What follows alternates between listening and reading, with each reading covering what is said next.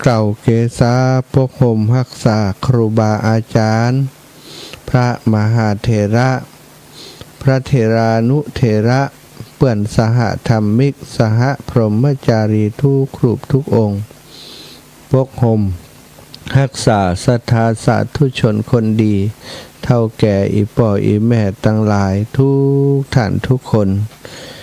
ที่ติดตามรับฟังรายการเสียงธรรมยามเจ้าสารธรรมยามเจ้าตั้งสถานีวิทยุในเครือข่ายคลื่นสีขาวเพื่อชาวประชาซึ่งออกอากาศจากวัดปากตังเจริญอำเภอดอยหล่อจังหวัดเชียงใหม่ในเมตตาของท่านอาจารย์พระครูอภิวัฒนวิกรมพอคลื่นสีขาวครูบาอาจารย์ที่เคารพของอัตมาภาพและศรัทธาญาติโยมผู้เป็นครอบครัวคลื่นสีขาวทั้งหลายผู้ดูแลผู้บริหารผู้จัดการทุกอย่างท่านอาจารย์ทำโดยความศรัทธาในงานเผยแผ่พระพุทธศาสนามาเป็นเวลารวม30 ปีแล้วในฐานะในตำแหน่งตรงนี้แม้ปัจจุบันจะเป็นฝ่ายบริหารเป็นพระสังฆาธิการระดับสูงของอำเภอดอยหล่อเป็นรองเจ้าคณะอำเภอดอยหล่อท่านอาจารย์ก็ยังจัดหาเวลามาจัดรายการมาดูแลสถานีถึงเจ้ามากับลูกจะไข้รับอยู่อย่างล้ำเหลือ อีป่อยอีแม่ตั้งหลายเนาะตื่นมาแล้วบางพ่องก็นอนบันลับนะตั้งแต่หัวค่ำมาแล้วกลางดึกกลางเดินก็ย่างบันลับจ้ะได้ยินเสียงทุเจ้าอูไปอูมาเดี๋ยวก็จะหม่อยรับละเนาะ พบปะกันวันนี้วันที่4ละสตาเดือนสิงหาย่างเข้ามาเป็นวันที่4แล้ว4สิงหา2568ก็เป็นอีกวันหนึ่งเฮาทั้งหลายได้ตื่นขึ้นมายังมีลมหายใจยังมีสติสัมปชัญญะยังมีโอกาสได้เปิดวิทยุฟังเสียงธรรมยามเจ้าอันเป็นมังคละมงคลกับตนตัวของหมู่เฮาทั้งหลายเนาะการที่ได้ฟังน้ำฟังธรรมอยู่แสดงว่าศาสนาของพระพุทธเจ้าของเฮาก็ยังดำรงคงอยู่การที่เฮามีโอกาสได้ฟังน้ำฟังธรรมแสดงว่าหมู่เฮาเจ้าข้าทั้งหลายมีบุญมีบ่กี่คนที่นอนบัดลับและได้ฟังธรรมมีบ่กี่คนที่ตื่นเจ้ามาแล้วมีโอกาสได้ฟังธรรมซะถะบางคนบ่ฮู้ว่าช่องฟังธรรมะอยู่ที่ไหนด้วยซ้ำไปแต่ศรัทธาญาติโยมทั้งหลายติดตื่นขึ้นมาแล้วได้ฟังธรรมนั้นเป็นคนมีบุญเป็นคนโชคดีเนอะหันถึงความสำคัญหันถึงความโชคดีของตัวเก่ากอบโกยเอาเนาะฟังน้ำฟังธรรมทุกวันทุกวันเราก็จะได้เพิ่มสิ่งใหม่สิ่งสำคัญก็คือได้เป็นมงคลแก่ตัวของเราได้เพิ่มเติมยังกองบุญกองกุศลกุศลกรรมบท10 ประการหนึ่งในนั้นคือการฟังธรรมหนึ่งในนั้นคือการแสดงธรรมหนึ่งในนั้นคือการสนทนาธรรมเพราะฉะนั้นเมื่อใดที่เรามีการสนทนาอุจาธรรมะเรามีโอกาสได้ฟังธรรมะอันนั้นก็คือโอกาสแห่งการสร้างกองบุญกองกุศลแก่ตนตัวของเราพบปะกันวันนี้พบปะกันแล้วทักทายไปทุกที่ทุกแห่งทุกสถานีขอขอบคุณเจ้าของสถานีทุกสถานีผู้จัดการช่างเทคนิคทุกคนทุกส่วนที่มีส่วนร่วมโดยช่วยกันในการเผยแผ่โดยเฉพาะสถานีวิทยุธุรกิจที่เป็นมอบเวลากับสถานีวิทยุธรรมะครูบาอาจารย์มาจัดสรรแบ่งเวลาให้กับพระสงฆ์องค์สังฆเจ้าได้มาจัดรายการด้วยกันในพื้นที่ตรงนี้ส่งมายังบ้านยังจองของสถาพี่น้องตามคลื่นของวิทยุแต่ละที่ละแห่งที่เปิดฮับสายฮับสัญญาณเนาะขอบคุณเปิดขอให้ครอบครัวของทุกท่านทุกคนที่มีส่วนเกี่ยวข้องตรงนี้ได้อยู่ดีมีสุขเจริญเรื่องในหน้าที่การงานราบรื่นทุกอย่างทุกประการเอาละศรัทธาพบปะกันแล้วก็จะปากราบพระนบธรรมไหวพระสวดมนต์เจ้าก่อนกราบพระพร้อมกันกราบ1พุทโธเมนาโถ กราบสองธัมโมเมนาโถกราบสามสังโฆเมนาโถอิมินาสากาเรนะพุทธังอภิปูชยามิอิมินาสากาเรนะธัมมังอภิปูชยามิอิมินาสากาเรนะสังฆังอภิปูชยามิอรหังสัมมาสัมพุทโธภควาพุทธังภควันตังอภิวาเทมิกราสวากขาโตภควตาธัมโมธัมมังนะมัสสามิกล่าวสุปฏิปันโนภควโตสาวกสังโฆสังฆังนะมามิกราบนะโมตัสสะภะคะวะโตอะระหะโตสัมมาสัมพุทธัสสะนะโมตัสสะภะคะวะโตอะระหะโตสัมมาสัมพุทธัสสะนะโมตัสสะภะคะวะโตอะระหะโตสัมมาสัมพุทธัสสะนะโมตัสสะภะคะวะโตอะระหะโตสัมมาสัมพุทธัสสะ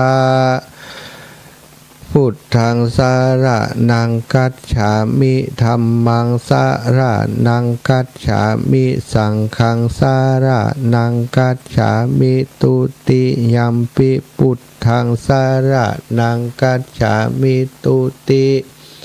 ยัมปิธัมมังสารนังคัจฉามิตุติยัมปิสังฆังสารนังคัจฉามิตติยัมปิพุทธังสารนังคัจฉามิตติยัมปิธัมมังสารนังคัจฉามิตติยัมปิสังฆังสารนังคัจฉามิอิติปิโสภะคะวะอะระหังสัมมาสัมพุทโธวิชชาจารณะสัมปันโนสุขโตโลกวิทูอนุตตโรปุริสัทธัมมสารถิสัทธาเทวมนุษสานังพุทโธภควาติสวากขาโตภควตาธัมโมสันทิฏฐิโกอากาลิโกเอหิปัสสิโกโอปันนายิโกปัจจตังเวทิตาโพวินโยหิติสุปฏิปันโนภควะโตสาวกสังโฆอุชุปฏิปันโนภควะโตสาวกสังโฆยายาปฏิปันโนภควะโตสาวกสังโฆสามิจิปฏิปันโนภควะโตสาวกสังโฆยัตถิทางจัตตาริปุริสายุคานิอัตถปุริสาปุคลาเอสะภะคะวะโตสาวกสังโฆอะหุนายโยปะหุนายโยทักขินายโยอัญชลิการะนิโยอนุตตรังปุญญเขตังโลกัสสาติกราบพระพร้อมกันเนอสัทธาญาติโยมกราบหนึ่งพุทธังวรันตังศิรสานะมามิกราบสองธัมมังวรันตังศิรสานะมามิกราบสามสังฆังวรันตังศิรสานะมามิสัทธาญาติโยมไหวพระนบธรรมกราบพระไหวพระเรียบร้อยแล้วต่อไปก็จักได้สนทนาอุจายังสารธรรมธรรมะอันเป็นประโยชนะแก่ศรัทธาท่านเจ้าทั้งหลายเน้อศรัทธาเอาบุญมาให้อนุโมทนากรเอาบุญด้วยกันก่อนวันที่ผ่านมาวันที่3อาทิตย์ที่3ที่ผ่านมา อาตมาภาพได้ติดตามครูบาอาจารย์ท่านพระมหานพดลสุวรรณเมธีผู้อำนวยการวิทยาลัยสงฆ์นครลำปางสมภารเจ้าอาวาสวัดบรรพตสถิตเจ้าคณะอำเภอวังเหนือพร้อมกับทีมงานผู้บริหารวิทยาลัยสงฆ์นครลำปางไปที่มจร.วิทยาลัยสงฆ์จังหวัดน่านนะก็ไปเพื่อจะนำความช่วยเหลือข้าวสารอาหารแห้งน้ำดื่มเครื่องใช้ไม้สอยต่างๆที่ต่างวิทยาลัยสงฆ์ได้ป้ากันรวบรวมนำส่งต่างผู้ประสบภัยที่จังหวัดน่านผ่านต่างวิทยาลัยสงฆ์จังหวัดน่านซึ่งขณะนี้ก็ยังอยู่ในช่วงฟื้นฟูเนาะโดยเฉพาะเรื่องสภาพจิตใจคนเฒ่าคนแก่เกิดมา70-80-90 ปีบ่เคยหันน้ำท่วมใหญ่อย่างอีกำเตือบ้านอีแม่บ่เคยท่านอาจารย์ตั้งแต่น้อยถึงใหญ่อายุ80 ปลาย90 ปลายบ่เคยมีน้ำท่วมขึ้นมาถึงบ้านอีแม่ปีนี้ขึ้นมาถึงท่านอาจารย์เป็นไปได้อย่างใดบ่เชื่อเลยว่ามันจะท่วมถึงบ้านวัดวาอารามสิ่งที่เป็นสาธารณประโยชน์เนาะอาคารกาอายังกาเมียท่วมเสียหายหมดนะโยมแม่สังเวียนทะลือบ้านนาไผ่ใต้ไงอย่างเนาะนาผาใหม่ที่ไปอาตมาได้ไปพักที่ประจาบานของโยมแม่โยมแม่ว่าหลังคามิดเลยท่านอาจารย์ว่าขึ้นสูงขนาดนั้นมันก็ถึงบ้านนะเนาะวิหารแม้กระทั่งวิหารก็ขึ้นไปจะลิบพอจะถึงวิหารตังบนว่างั้นวิหารเป็นยกสูงก็ปลอดภัยไปอย่างนี่ศรัทธาวันก่อนตอนตีน้ำท่วมก็มีสายโยมแม่เข้ามาอาตมาเองก็โทรกลับโทรกลับไปเปิ่นก็บ่ฮับอย่างใดโทรอย่างใดก็บ่ติดละกำนั้นเป็นอย่างใดเปิ่นโทรผิดใจเนาะเอาไปเอามาก็เลยมีงานทำช่วงนั้นก็มีงานที่เฮาได้มีการตั้งทำหลวงเนาะเมื่อเดือนที่แล้ววันที่28เดือนที่แล้วก็เลยว่าวุ่นวายกันอยู่ก็เลยบ่ได้ติดตามไปแหมแต่ว่านี่ไปเมืองน่านก็พ่อต่างน้ำที่น้ำท่วมมันถึงตัดนี้บ้านอีแม่ก็ท่วมหมดกันนี้ก็โทรไปหาเพิ่นมีละอาจารย์แม่บ่อยู่บ้านเนิ่นละอีปล่อยอยู่หั่นแม่มาซื้อเตียงซื้อผ้าซื้อผูกซื้อติลีตินอนกันติในเวียงเพ่ว่าเพิ่นกำลังเปิดขายของเพราะของที่เอามาขายเมื่อก่อนบ่มีศรัทธาลอยน้ำไหลน้ำไปหมดต้องซื้อมาใหม่ไปหันความเสียหายแล้วนักหนาปะป้านบ่เคยเกิดขึ้นรอบ100 ปีเท่าอายุคนก่อนหน้านั้นต่อฮือบ่ฮู้แต่รอบ100 ปีบ่เคยมีกำเตือกนี่ครูบาอาจารย์หลวงพ่อท่านเจ้าคุณวัดพระธาตุแช่แห้งได้เล่าให้กับคณะฟัง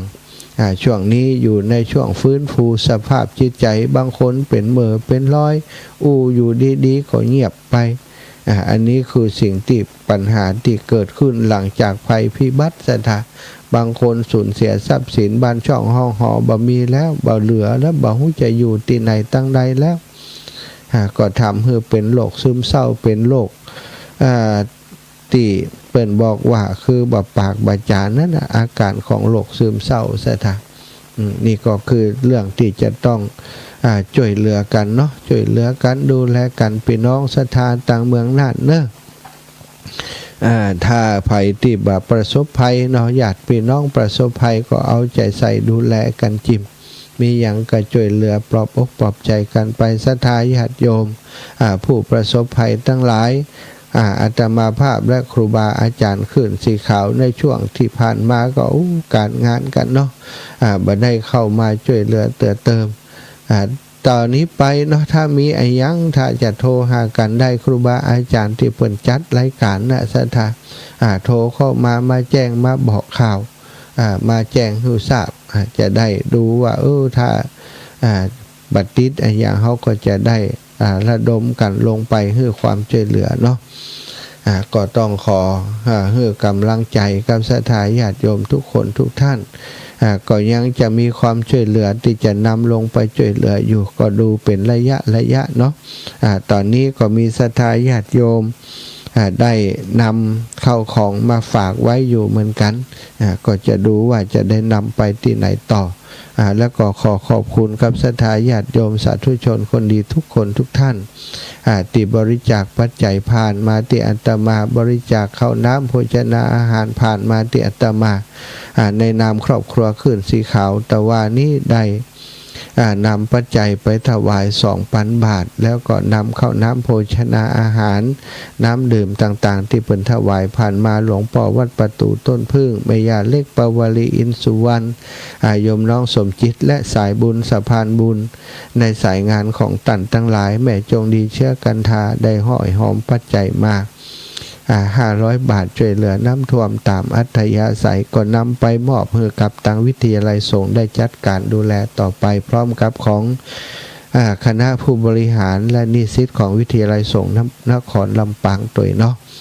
แล้วพบปะกันวันนี้ศรัทธาอีพ่ออีแม่ทั้งหลายเนื่องจากว่าช่วงนี้เป็นช่วงพรรษาการช่วงที่เข้าพรรษาปฏิบัติธรรมกันเนาะแล้วก็ที่วัดบรรพตสถิตมีการตั้งธรรมหลวงเตศมหาจารย์3 ยกเป็นอย่างใด3 ยกก็คือแบ่งเป็นเดือนละวันก็ถือว่าวันนั้นเป็นยกเนาะศรัทธายกหนึ่งวันหนึ่งก็มี6 กัน6 กัน2 วันก็คือวันที่28ที่ผ่านมา6 กันจบลงไปแล้วกันมหาจารย์ได้2 กันเนาะหมู่นั้นเป็นกันพิเศษ4 กันกันมหาจารย์ที่1ที่2จบไปแต่ศรัทธาบางคนบางท่านก็บ่ได้ฟังคำเตือนอาจารย์อีแม่อยากฟังเหมือนกันลูกก็ยังได้เนาะบ่ได้ถ่ายทอดไปเมืองน่านเอาอย่างอีก็แล้วกันทุกเจ้าที่อาตมาจัดรายการจะน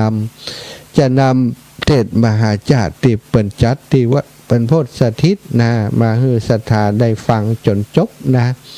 แต่ว่าทีละผูกทีละกันนะเนาะเจ้าหนึ่งมันก็ได้ประมาณชั่วโมงปลายนะก็จะเปิดให้ฟังไปเรื่อยๆกันแล้วกันเนาะทุกเจ้าก่อนน่าจะมดอยู่กันเนาะยังมีเวลาแหมหลายเจ้าอยู่กันก็หลายเจ้าวันจันทร์อยู่กว่าจะจบพรรษานะวันครั้งต่อไปนะศรัทธาก็จะเป็นผูกที่2ที่3ที่3ที่4 5 6 7 8 9เนาะก็จะปุ่นวันที่24นะวันที่24เดือนสิงหาที่จะถึงนี้วันอาทิตย์ที่24สิงหาเนาะก็วันที่31มันเป็นวันพระก็เลยขยับมาบ่อยากให้มันตรงวันพระมันจะมีปัญหากับครูบาอาจารย์ติดนิมนต์มาเทศวันนี้จะเอาผูกที่2เนี่ยมาแบ่งผันศรัทธาอาจารย์ใหญ่หลวงพ่อใหญ่ท่านพระครูสังวรศิลาภิลักษ์วัดสายมูลได้เมตตารับแสดงพระธรรมเทศนาวันนั้นแล้วก็ยังมาร่วมถวายปัจจัยเข้าสมทบในกองทุนเผยแผ่ของวัดบรรพตสถิตโดยต้องขอกราบในเมตตาหลวงพ่อเป็นอย่างสูงศรัทธาก็จะได้ฟังน้ำเนียงเสียงธรรมจากหลวงพ่อนะแล้วอาตมาก็จะมาพบหลังจากหลวงพ่อจบแล้วเนอะศรัทธาญาติโยมตอนนี้ต่างอกต่างใจสดับรับฟังพระธรรมเทศนามหาจารย์เวสสันดรจาดกที่หลวงพ่อพระครูสังวรศิลาภิลักษ์ได้เทศไว้เมื่อวันที่28นะศรัทธาญาติโยมทั้งหลายตั้งอกตั้งใจเด้อหลวงพ่อได้แสดงพระธรรมเทศนาเพื่อเป็นการสืบสานวัฒนธรรมประเพณีอันดีงามสืบสานตำนานเก่าอันแก่นะครับเก่าแก่คิดหลังก็คือเทศมหาจารย์ธรรมหลวงกับท่านผอ.วิไลสงฆ์นครลำปางท่านอาจารย์พระมหานพดลสุวรรณเมธีเจ้าวาดวัดบรรพตสถิตนะครับผู้อำนวยการวิไลสงฆ์เจ้าคณะอำเภอวังเหนือก็ได้ปรึกษาหารือกันกับท่านมหาสมชาตินะครับ ได้ได้จากันว่าเขาจะได้เตดมหาจารย์เพื่อจะได้สืบสารอนุรักษ์รักษาพระองค์เจ้าจะได้มีโอกาสได้เตดเทศนาสถาก็จะได้มีอานิสงส์ในการฟังธรรมการฟังธรรมนี้ได้บุญได้กุศลหลายอย่างอีกหนึ่งได้มีสมาธิสองมีความอดทนบากบั่นการดำเนินชีวิต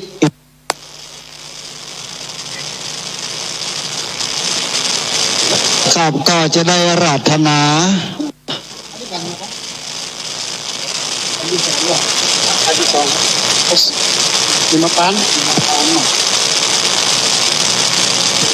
กับกันหิมปานเจ้าภาพการหิมปานนะมานั่งท่าแต่เจ้าแล้วอีแม่8 โมงไปตันก่ออาจารย์นี่เราตันไก่แม่ถ้ามา8 โมงเป๊ะนี่ตันพอดี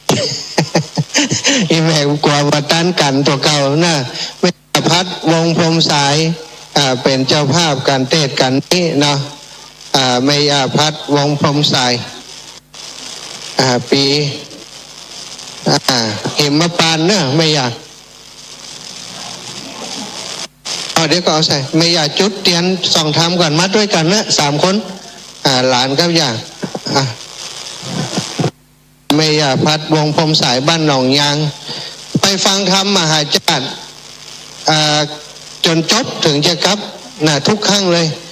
ที่วิทยาลัยสงฆ์นครลำปางหรือว่าที่นาวัดบุญญาวาสบวาดที่ไหนที่แม่นี้จะบักเคยกลับก่อนเปิ้นจนจบนครกันจบแล้วก็ถึงจะกลับบ้านไม่ยาพัดวงพรมสายจุดถึง2 อันเลยแม่จุดเลยจุดบนก่อนจุด2 เล่มนะ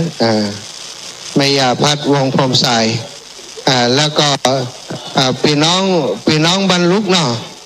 พี่น้องบรรลุโดยเนอะเป็นเจ้าอันนี้ตัวกัน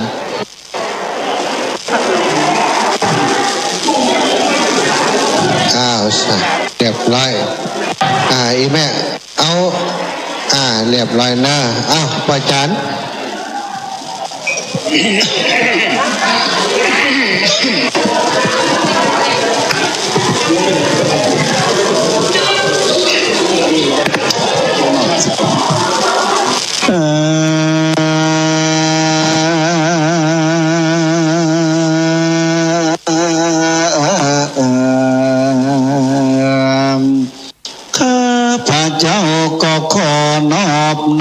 พระอาทรงตนศีนา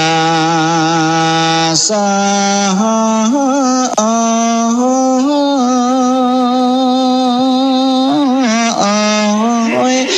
จากได้เตสานา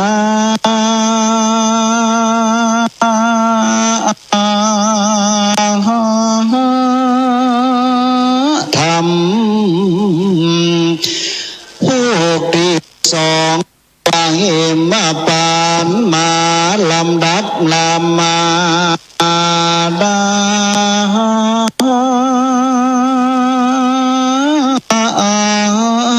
ข้าก็ขออาราธนาตนบานบ่เศร้าได้เทศนาใส่กาปา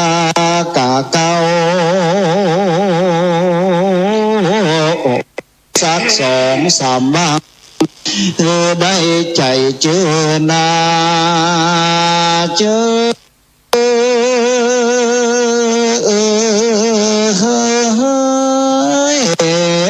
บานขอนอบน้อมนมัสการพระคุณเจ้าจงเทศนา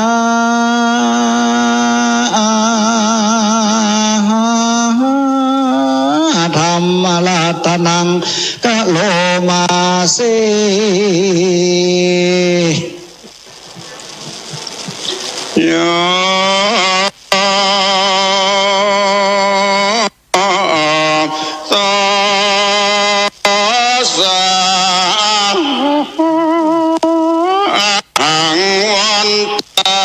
กราบไหว้ขอยก เป็นสลานา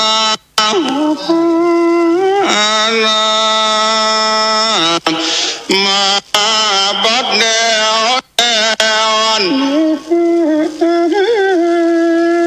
ไม่มีสมณศรัทธาและมุราศรัทธาตั้งหลายถึงไปไหนและไปนอกไป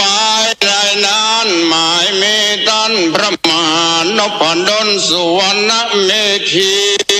เจ้าคณะอำเภอวังเหนือพร้อมด้วยท่านพระมหาสมชาติชาตปัญโยพร้อมด้วยศิษย์โยมเจ้าจุตนโย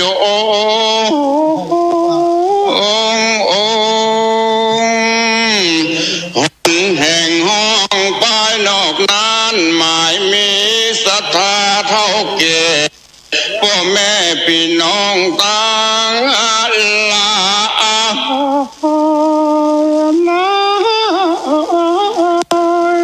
ก็ได้พร้อมใจกันมาปูจาฟังธรรมมหาจาตพระเวสสันดรจาดกในข่าวข้างอันเพื่อเป็นการรักษาวัฒนธรรมประเพณีอันดีงามนี้สืบพืชหลานและลูกเต้าได้สืบนานไปเหตุนี้เราตั้งหลายตั้งหญิงใจหนุ่มเท่าจุงปากันได้ตั้งอกตั้งใจฟังที่ถ้อยต่างเด็กหญิงใจใหญ่อันเท่าแก่สลาโซจุงปากันมาตั้งอกตั้งใจฟังธรรมพระพุทโธอย่ามีใจโม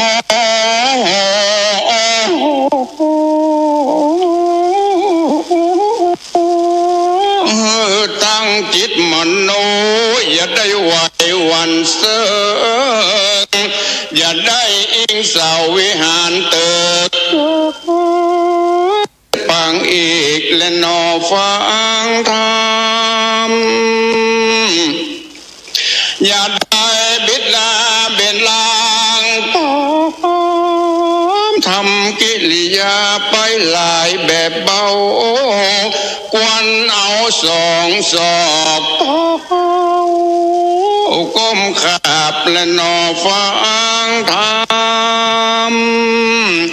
ย่อมือ10 นิ้วต่างบนศีรษะ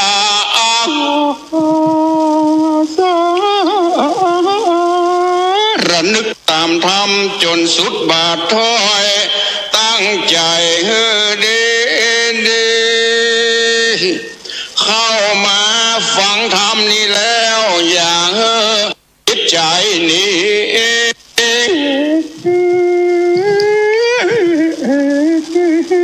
สำรวมอินทรีย์ของตนให้มั่นอย่าได้ทำจิตใจกาดไปเสียนอต่างได้หนต่างอันนี้ก็ฮือพากันสายใจ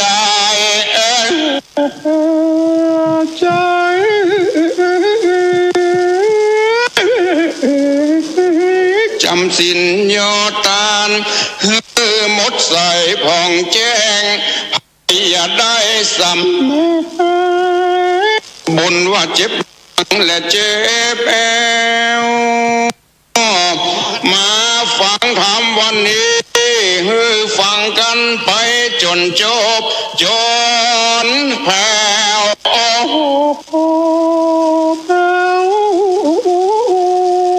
ตามเรื่องราวแนวหนทางมี8 เส้นหลอนบ่หูเตียงแต่ก็จักเสียหนอหมูมา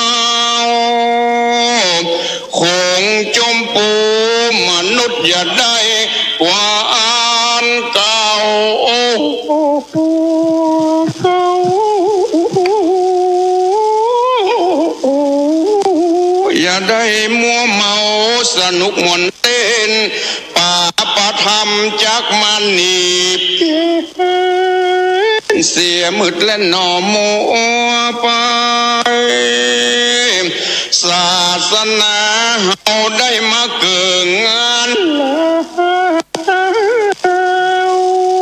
ไผอย่าได้หวานไหว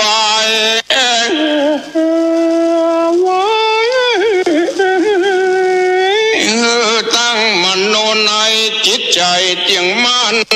อ่านเมืองพระนิพพานนั้นเป็นที่สุขและนอเจยบานดังข้ากล่าวไว้แจ้งบอกข้าสา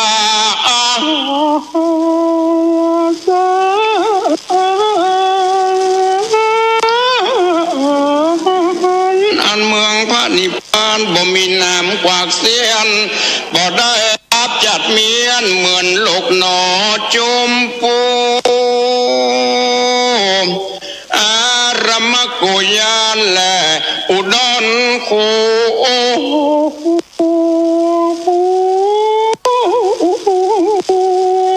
วิเตหะแห่งห้อง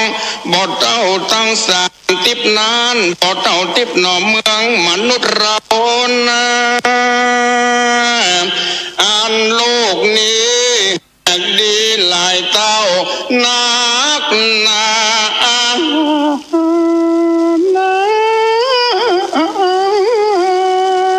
ผู้ใดได้กินได้ทานและได้ปฏิบัติไปใจย่อมบ่ทุกข์ร้ายทุกสิ่งและหนอตั้งโลกนี้ไปนะก็เหมือนกัน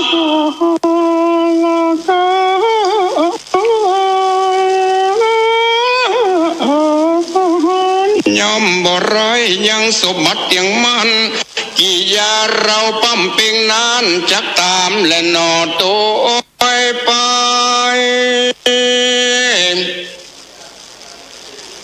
ั้นปั๊มเป่งแล้วอย่าได้ประกันสอ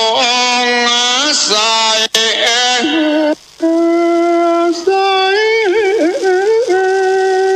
พระผู้ว่าในตั้นไข่เก่าแก่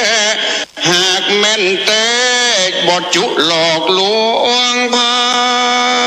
งตั้นพระองค์นั้นอินดูสัตว์ลายประอากา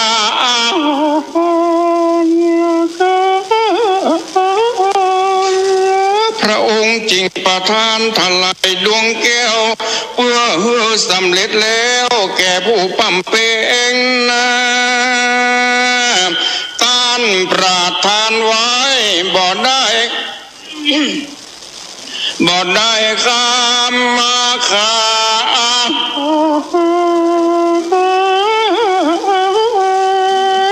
ได้ปั๊มเป่งมาทุกคนแต่ใส่ตั้นได้กล่าวไว้แล้วแต่จิตนาเล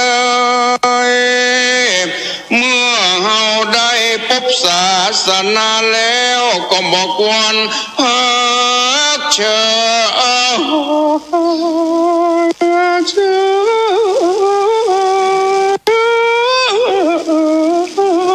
ข้าใจไว้เว้ยปากันปั๊มเป่งทำใจบอกควรละศาสนาเป่ามองได้บอกควรเป่าวางยังสามรัตนตรัยไปลา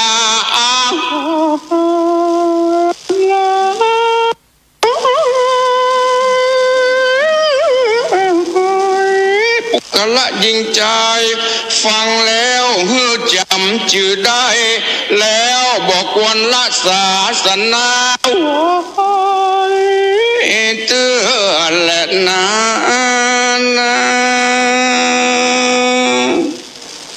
อกราบนอบน้อมแด่พระรัตนตรัยอันมีพระพุทธเจ้าพระธรรมเจ้าพระสังฆเจ้าขอถวายความเคารพแด่พระเถรานุเถระ พระสังฆาธิการพระสงฆ์องค์เนนจุโตนจุองค์ขอเจริญพรกับคณะสัทธาสาธุชนทุกท่านวันนี้อาตมาภาพพระครูสังวรศิราภิรักษ์เจ้าอาวาสวัดสายมูลตำบลแม่กาอำเภอสมทองจังหวัดเชียงใหม่ได้รับนิมนต์จากท่านพระชมชาติชาตปัญโยมาเทศนาธรรมหิมปานในภูที่2ในวันนี้ตามกำหนดนั้นอาตมาจะได้ขึ้นเวลาบ่ายโมง30 นาทีเดี๋ยวนี้มัน3 โมงป่ายแล้วพอกสถาญาติโยมทั้งหลายท่านที่มารถยนต์รถเครื่องรถที่เหมาเพิ่นมาก็เพิ่นจะปิกแล้ว หลายท่านหลายคนก็ปิกไปแล้วเพราะกำหนดมันเกินกำหนดไปดังนั้นที่เฮาอยู่นี่ก็ถือว่าโอ้ดูอยู่ด้วยความอดทนพอกสถาญาติโยมทั้งหลายอาตมาจะได้เทศนาทิมปานพอสมควรแก่เวลาเป็นลำดับต่อไปนะโมตัสสะภะคะวะโตอะระหะโตสัมมาสัมพุทธัสสะอิติรันติตวาตาโตปุณตระกาเหสิยากุณติรัตติเตลำดับธรรมเทศนามาถึงหิมปานกันทวน2ขอกล่าวถึงยังนางพุทธดีอันเป็นเทวีของมัตตราชนางแก้วก็จุติกากาจากภาษาแก้วเวชโยนลงเอาปฏิสนวรองค์ราชติวีแห่งพญาสรีมัตตราชอยู่ตัสมาศ10 เดือนนางก็เกิดมามีเนื้อตนอันหอมนาเป็นดังตาด้วยจวงจันทร์หิดดังอันพระปิตามารดาทั้งสองจึงเบิกบายรายสีใส่ชื่อว่านางพุทธนีงามลำเลิศนางแก้วเกิดจำเริญใหญ่โดยยศปริวารมากแต่นิลีเมื่อเธอกาละอายุ16 ขวบเขาเจ้าก็ตะรงรูปโฉมอันวันนะอันงามมีผมอันยันยาวเกี่ยวมาถึงน้องคุณและอาถะในกาลนั้นพญาศิวิราช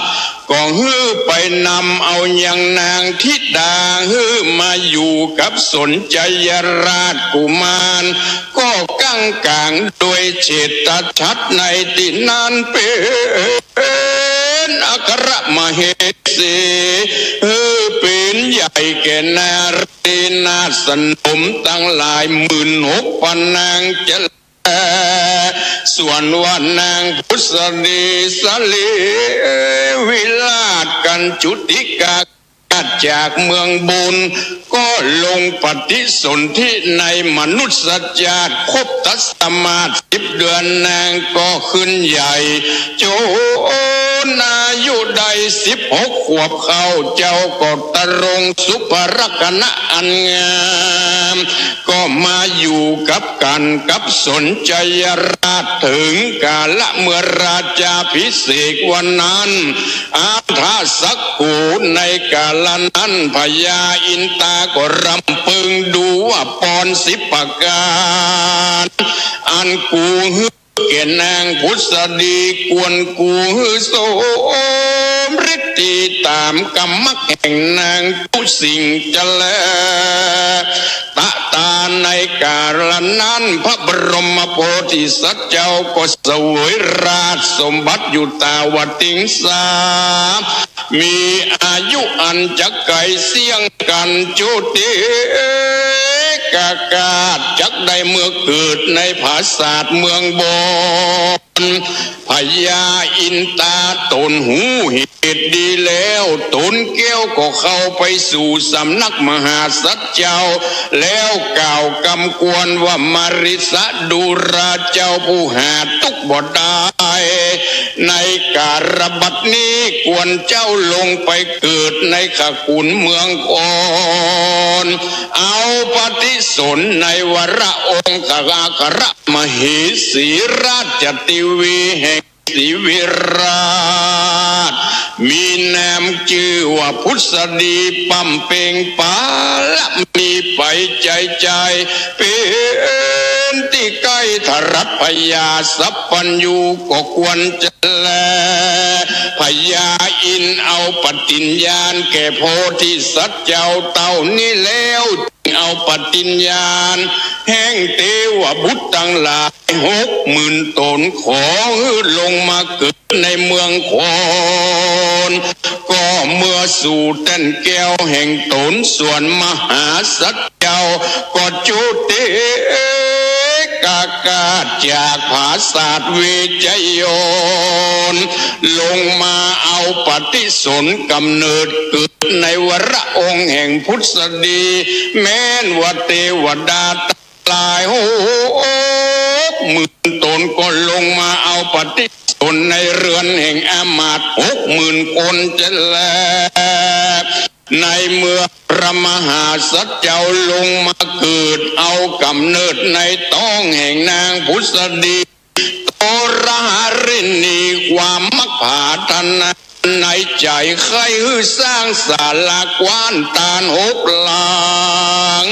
คือแต่ประตูเวียงตั้ง4และตัดติกลางเวียงกับใกล้คุ้มน้อยราชนิเวศมาเคยเป็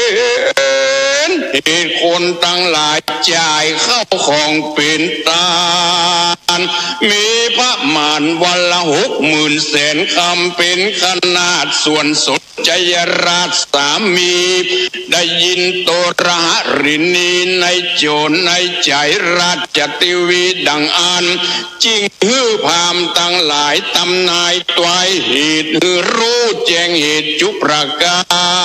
รพามตั้งหลายจริงไว้พระบาทไทยสนใจข้าเดมหาราชเจ้าตนมีสัตว์ตัวหนึ่งวิเศษ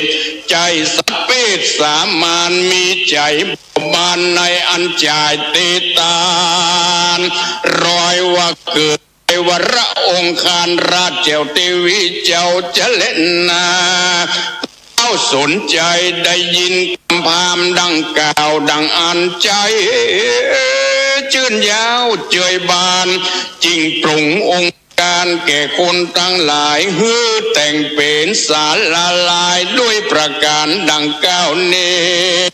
จำเนียนมาแต่มหาสัจเจ้าเกิดในขกุลมหากษัตริย์ราชคุณทั้งหลายก็น้อมถวายของฝากมากนักกันนานนับบ่ได้ด้วยตีจะอนุภาวะแก่นไทยตนบุญเต้าขุนพญาต่างเทพบ่อาจจอดอยู่ใดก็น้อมมาถวายยังพระบาทปณการเป็นอันมากส่วนนางพุทธดีก็รักษายังกับพระโดยยศปริวารนานประมาณว่าได้10 เดือนบัวระมวลก่อนผาสูตรมหาสัจเจ้าตนวิเศษนางก็ใครตอดพันเนตรดูยังเวียงบอกยังเต้าสนใจเต้าก็อามาตย์ปดายังเวียงวิราชจำเริญตาเหมือนดังเวียงเทวดาบนฟากฟ้าแล้วนางน้องล่ามีหมู่เสนาโยธามาเวทล้อมเป็นปริวารด้วยราชญาณอันวิเศษจักตอดพันเนตรเวียงใจเมื่อนางไปรอดทำกลางต่อปอกาลมกัมมัจวาดอันจักคือโพธิสัตว์เจ้ากากาจากองค์นางก็สำแดงการกิ้วตองนางก็ตอดมานางก็อันบอกเหตุแก่เต้าสนใจที่นั่นสนใจราชก็อามาตย์แต่งเรือนมงคล นกวนผาสูตรในที่นั่นแล้วจริงฮือคนเฝ้าเห็นรอดจุกั้มจุปายนางพุทธดีได้ลูกชายโตนพระเสดอันเกิดแห่งองค์ตนในเรือนมงคลที่นั่นแลเมื่อนั้นพระมหาสัจเจ้าออกจากกับพระราชเทวีตนบริสุทธิ์วิเศษในพันเนตรขององค์แล้วเหยียดมือขวาไปกับแม่อมะเดแม่ใครเป็นตาลที่นั่นนางราชเทวีได้ฟังอย่างลูกแก้วพุทธาดูราลูกรักแก่แม่เจ้าฮือตาลอันใดก็ฮือตาลตามอันเปิงใจว่าอันแล้วก็ยังคงอันเต็มไปด้วยเงินและคำในที่ใกล้มือโพธิสัตว์เจ้าเหยียดไปนั้นแต่ส่วนพระมหาสัจเจ้าเกิดมาหูจาดด้วยแม่มีสามจาดแต้นดิเลปางเมื่อเป็นโพธิสัตว์เจ้าโหมโหสถทีหนึ่งและปางเมื่อเกิดมาเป็นพระเวสสันดรและปางเมื่อเกิดมาเป็นสิทธาเป็นปางสุดปางซอยในกาลบัดนั้นก็มีด้วยอาการดังกล่าวมานี้แหละนะนิติตังกิยาสังวันนาวิเศษจะห้องเหตุยังหิมปานอันพดับพดาโดยพระคาถาว่าได้134พระคาถาบางโคมสมเรศดี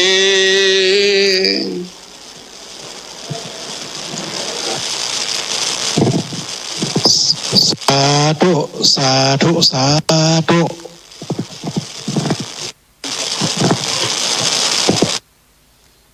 ศรัทธาญาติโยมทั้งหลายจบลงไปเนาะสำหรับพระธรรมเทศนาหิมปานโดยเมตตาของหลวงพ่อท่านพระครูสังวรศิลาภิลักษ์วัดไซมูลตำบลแม่กะอำเภอสันป่าตองจังหวัดเชียงใหม่หลวงพ่อเจ้าเป็นองค์เทพมหาจักรนะตั้งแต่สมัยหนุ่มๆมาจนหอดอายุนักอายุหลายก็ยังมีเสียงที่สดใสเหมือนเดิมเสียงดังฟังชัดนะสถาเสียดายพี่น้องทางลำปางบ่ได้ยินโดยเปิ่นสกรรมเนาะเน็ตของวัดบุญยวาสบ่เน็ตสกรรม เน็ตลุดนะสถาญาติโยมน้องนัดช่างเทคนิคก็บ่นมาหลายวันแล้วว่าเน็ตมันลุดบ่อยหลวงพ่อนะถ้าก็ตอนเจ้านี่ก็โทรติดต่อประสานไปก็ปรากฏว่าเปิ้นก็นอนอยู่เนาะละอ่อนนะยามรับยามนอนละอ่อนมันโทรหาเปิ้นก็ถ้าจะปิดเครื่องการอย่างการเนี่ยบ่ได้รับสายลำปางก็เสียดายเนาะเสียดายเวลาตื่นเจ้ามาก็จะได้สื่อสารอุจากันก็ปรากฏว่าเน็ตบ่ดีไปแหมว่าอย่างใดไปมาก็บ่ได้เนาะเป็นเรื่องทางเทคนิคถ้าเฮาบ่สามารถจะไปก้าวไก่จะไปยุ่งกับเพิ่นได้เฮาบ่ได้เป็นช่างนะเป็นคนจัดรายการบ่ได้แต่ก็ประสานงานไปแล้วเนาะลูกหลานเขามันอาจจะทำงานดึกเดินก็ได้บ่สามารถจะติดต่อได้นะก็เลยบ่สามารถจะลูกมาเกาะสัญญาณให้ทุกปอพูดได้ ก็ว่ากันไปตามนั้นกันแล้วการฝ่ายติดูทาง Facebook ไลฟ์ทางลำปางก็คงจะดูได้แต่ถ้าคนที่รอฟังจากวิทยุอย่างเดียวก็คงจะบ่ได้ยินนะเนาะมันสัญญาณมันบ่ออกทางวิทยุวิทยุตะกี้ก็เป็นเพลงไปมันเวลาระบบมันตัดไปมันก็บ่สามารถจะคืนเองได้สถาต้อง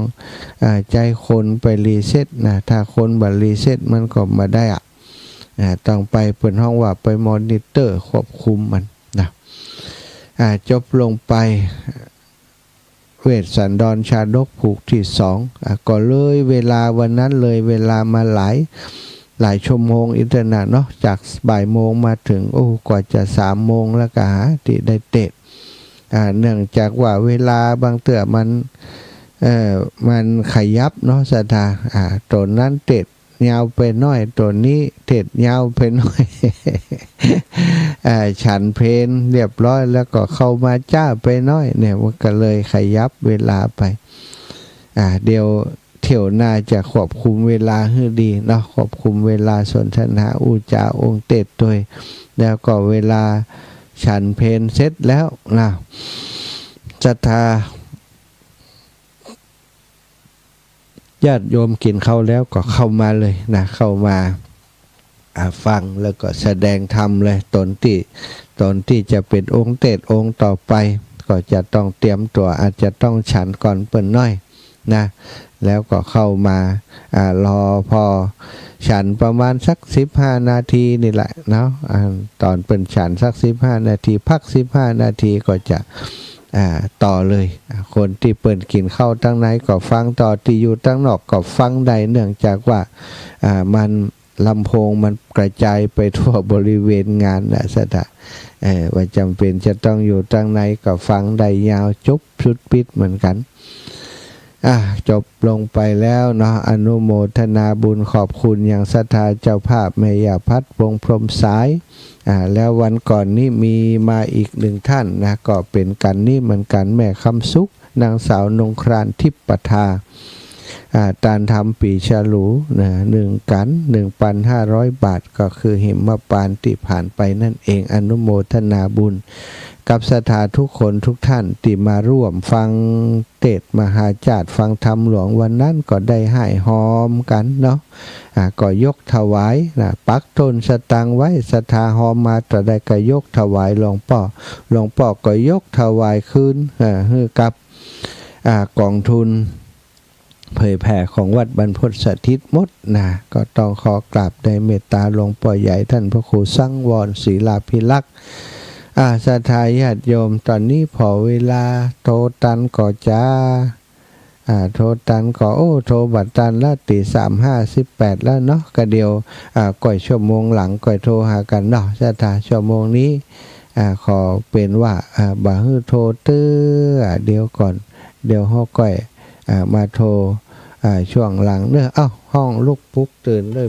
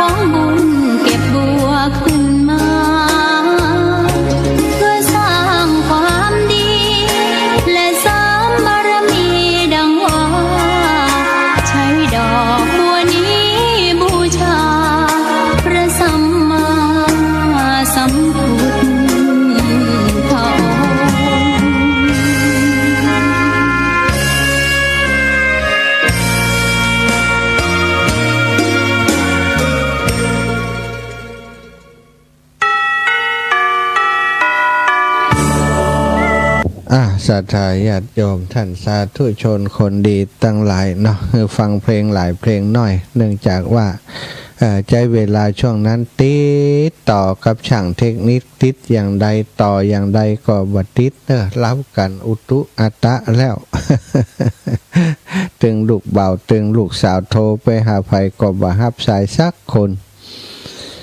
ทำไมเหรอก็เพราะว่าที่ลำปางนั้นอินเทอร์เน็ตสถานีมันลุดไปเนาะถ้ามันอินเทอร์เน็ตลุดมันเกาะบัดติดมันลุดไปกรรมมันก็ลุดไปเลยพอมันดีมาปุ๊บเกาะบัดติดแล้วนี่กลายเป็นปัญหาที่บ่ฮู้จะแก้อย่างใดเนาะเจ้ามืดอย่างอีเขาก็บ่ตื่นว่าเขาก็บ่ได้เพราะบ่ได้มีเงินเดือน เงินเดือนก็บ่ฮื้อมาด่าแฮมอีกจบข่าวเนาะบ่เป็นหยังคนที่ฟังได้ก็ฟังกันไปว่ากันไปนะคลื่นสีขาวยังฟังได้อยู่คลื่นสีขาวจากวัดปากทางเจริญท่านอาจารย์ใหญ่ก็เกาะสัญญาณไปในหลายที่หลายแห่งสถานส่วนของวัดบุญยวาสที่ส่งเข้าในพื้นที่จังหวัดลำปางก็คงจะเป็นปัญหายาวไปเนาะบ่สามารถจะรับได้ยาวไปเลยก็ปุณกะไปถึงวันค่ำบนว่าหัวมันจะหู้ตัวกันมาได้นี่โทรไปหาละอ่อนมันก็ไม่รับสายก็ไม่รู้เรื่องว่าจะสื่อสารเรื่องอะไรเพราะเขาก็คงไม่ได้ฟังวิทยุโดยศรัทธาญาติโยมที่โจบไปในชั่วโมงแรกเนาะพี่น้องเชียงใหม่เชียงราย เมืองน่านได้ฟังเทศน์มหาจารย์ที่ได้เปิ่นตั้งธรรมหลวงที่วัดบรรพตสถิตเปิ่นเรียกว่าเทศน์มหาจารย์เว้นสันดรชาดก3ยกแบ่งเป็น3วันด้วยกันวันที่เดือน1วันเนาะก็คือ1วันก็เท่ากับ1ยก1ก็มี6กู่ด้วยกัน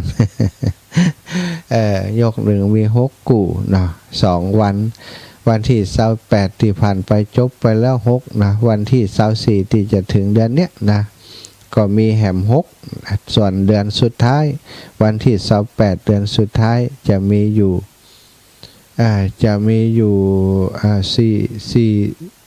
5ยกด้วยกันนะ5กู่ด้วยกันศรัทธาเกิดปีใดจะเป็นเจ้าภาพการประจำปีเกิดก็แจ้งมาได้เนอะอุจาแจ้งสนทนากันมาได้ในช่วงนี้วันก่อนศรัทธาญาติโยมที่เปิ่นมาร่วมในงานเทศน์มหาจารย์ตั้งธรรมหลวงมหาใส่ธรรมาสวัดบรรพตสถิตนะอีแม่นั่งตั้งหลังพอบหันศรัทธาอันท่านอาจารย์มันเกิกหัวคนตั้งหน้า ธรรมาสมันต่ำไปน้อยนะเปิ่นก็ใครได้ธรรมาสมาถวายนะเรื่องของเรื่องก็อยากจะถวายธรรมาสแต่ว่าเปิ่นมีปัจจัยอยู่ 10,000 บาทที่จะถวายเป็นเจ้าภาพอาตมาก็ไปแอวพอไปเสาะพอธรรมะจะเอาราคาสูงมันก็เปิ่นมีตังค์บ่เยอะเนาะเปิ่นก็จะหอม 10,000เขาก็ไปพอราคากาตัวธรรมะ 10,000 กับ 500 สถานแล้วก็ฐานรองชุดของเปิ่นนั้นอยู่แหม 10,000 กับ 500 เหมือนกันเต่ากันสถานเปิ่นมีตังค์ 10,000เขาก็เลยว่าเอาอย่างดีกว่าเนาะเขาช่วยเปิ่นส่วนหนึ่งบอกศรัทธาญาติโยมไผจะร่วมกับถวายชุดธรรมาสกับเจ้าภาพเปิ่นก็ถวายด้วยกันได้เนาะให้หอมกันมาถวายสมทบกันมาซึ่งตอนนี้ก็มีหลายท่านหลายคนได้หอมได้ให้ได้หอมสมทบมาที่เปิ่นได้ฮู้ข่าวได้ฟังข่าวว่าอาตมาภาพจะซื้อธรรมาสถวายไว้บรรพตวัดบรรพตสถิตมีญาติโยมที่เปิ่นฟังรายการจากอำเภองาวบันปันเหนืออำเภองาวโยมแม่ครูอาลีพันธ์ศรีวิริยะใหม่ทราบว่าอาตมาภาพจะซื้อธรรมาสถวายวัดบรรพตสถิตอีแม่ก็อีแม่ก็อยากจะร่วมถวายตัวลูกมันชุดตะฮืออีหลักก็บอกว่าชุด 20,000 ปลายอีแม่ 21,000 อันอีแม่เอาชุด1อีลูกอันก็จบเลยได้มาไว้ที่ ศาลาหลังใหญ่1ชุดนะแล้วก็ศาลาตั้งหลุมเตียตมาปฏิบัติธรรมใจเป็นศาลาสวดมนต์อยู่แห่ม1ชุดนะก็จะได้เข้าชุดกันพอดีตั้งบนชุดตั้งหลุมชุดถ้ามีงานตั้งธรรมหลวงเทศ2ธรรมาสหรือว่าตั้งธรรมหลวงอย่างก็ใจ2ชุดอันนี้ไปประกอบประกบกู่กันเท่ากับว่าชุดที่1นั้นจะต้องร่วมโดยช่วยกันเป็นเจ้าภาพด้วยกันเนาะชุดที่20,000 ปลายบวกกับอันตอนนี้ก็คือมีโต๊ะเคียงโต๊ะเคียงแบบอยู่ในชุดธรรมาสโต๊ะเคียงชุดละ4 ปันก็ใจอยู่4ตัวสถาโต๊ะเคียงติดตั้งข้างธรรมาสเป็นเตียน2ธรรมครับโต๊ะสำหรับวางสำหรับตีถวายจะถวายเป็นการเทศน์นั้นเนาะมี2โต๊ะเคียงอยู่กับธรรมาสนั้นโต๊ะงามสถายญาติโยมก็ชุดละ4 ปันเป็นไม้ซักทองล้วนแกะสลักอย่างงดงามโต๊ะละ4,000ใจอยู่4ตัวเพราะมันมีธรรมาส2ชุดเนาะก็เท่ากับ4ตัวถ้ามีบุญก็คงจะได้ครบนะถ้าบุญน้อยก็ต้องจกกระเป๋าเยอะหน่อยบ่เป็นยั้งนะก็จะได้ทำบุญด้วยกันไปธรรมาสเป็นของสูงเป็นที่ลิศนาไว้สำหรับองค์เทศนะถ้าจะมีการแสดงธรรมมีการอุจาสนทนาธรรมเปิ่นต้องไปนั่งคนที่แสดงต้องไปนั่งในที่สูงที่เหมาะสมที่สมควรเปิงกับการเอาของสูงนะมาสนทนากันก็คือธรรมของพระพุทธเจ้าเอามาสนทนาเอามาอู้กันคนแสดงธรรมจะมานั่งต่ำกว่าคนที่ฟังธรรมบ่ได้เพราะเอาของสูงมาแสดงมาสนทนามาอู้มาเทศนั่นเองสถาก็ต้องนั่งบนที่อันควรอันเหมาะสมการถวายธรรมาสอาตมานี่ก็มีโอกาสไปถวายพร้อมกับคลื่นสีขาวที่วัดที่อำเภอฝางครั้งหนึ่งเนาะถวายซื้อถวายกับหลวงพ่อเจ้าคณะอำเภอฝางในตอนนั้นตอนที่ได้ทำบุญศาลาหลังใหม่นะหลังเก่ามันไฟไหม้หลังใหม่ก็คือหลังเก่านั้นนะมาปรับปรุงแต่สิ่งที่โดนไหม้ไปก็มีส่วนหนึ่งก็คือธรรมาสได้ซื้อธรรมาสตัวใหม่ไปถวายหลวงพ่ออันนั้นรู้สึกว่าจะตกอยู่ราคา30,000 ปลาย 40,000เนี่ยหรือว่า 50,000 ก็จำไม่ได้ได้ถวายไปเรียบร้อยแล้วเนาะก็มีศรัทธาญาติโยมให้หอมกันมาคนละเล็กละน้อยก็ได้ไปถวายกับวัดพระพุทธบาทอุดมน้ำบ่อสว่างของวัดบรรพตสถิตก็จะเอาหมอกพอดีพองามบ่เอาที่มันอลังการเกินศรัทธาอลังการเกินมันก็ศรัทธาเนาะเฮาอาศัยกันศรัทธาญาติโยมช่วงนี้ก็เศรษฐกิจครอบครัวก่อนนักหนาป้าปานตะปลูกไอ้ยังบะม่วงหวังจะได้กำไรจากบะม่